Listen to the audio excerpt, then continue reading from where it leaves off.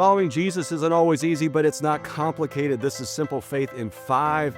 Each weekday, we take the teachings of Jesus combined with a spiritual discipline and grow our faith in 5-minute increments. Click subscribe to make sure you don't miss a one.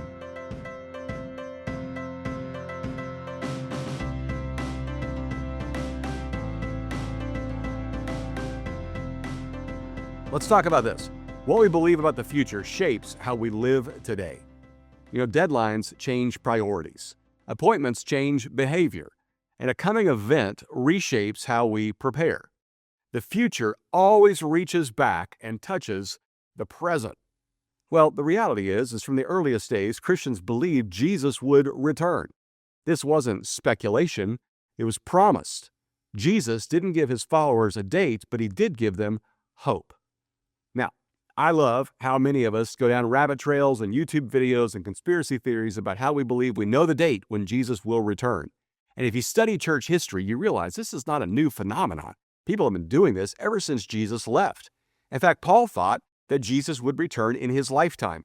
Peter thought this as well. Many of the disciples thought that they would see Jesus return again, much like they saw him ascend into the heavens.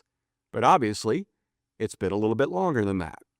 And I know that there are people before us that thought they would see it in their lifetime. And we wonder, will we see it in our lifetime? The point is not so much the date. And you might get interested in that and think you have a theory on it and think you've got the season figured out, even not the date. But Jesus didn't give his followers a date. He gave them hope.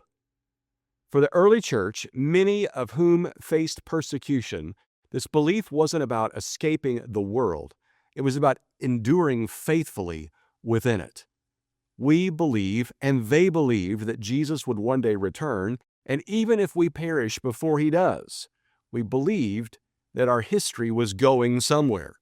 And because of that, their present lives and our present lives matter. The return of Jesus wasn't meant to produce fear, like, look busy, Jesus is coming. It was meant to produce faithfulness, because we really do believe that one day our Savior will return. Living with the end in mind doesn't make life smaller, it gives it meaning. How would your day look differently today if you really believed Jesus could return at any moment? So here's our spiritual discipline for this week. It's a discipline we call readiness.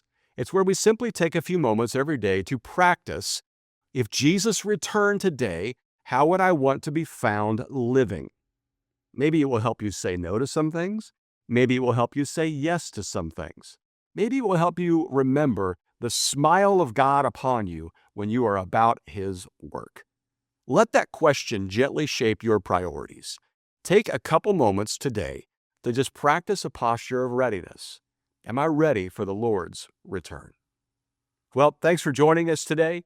Pass this along to a friend. Make sure you like and review and subscribe to the podcast. And as always, keep it simple.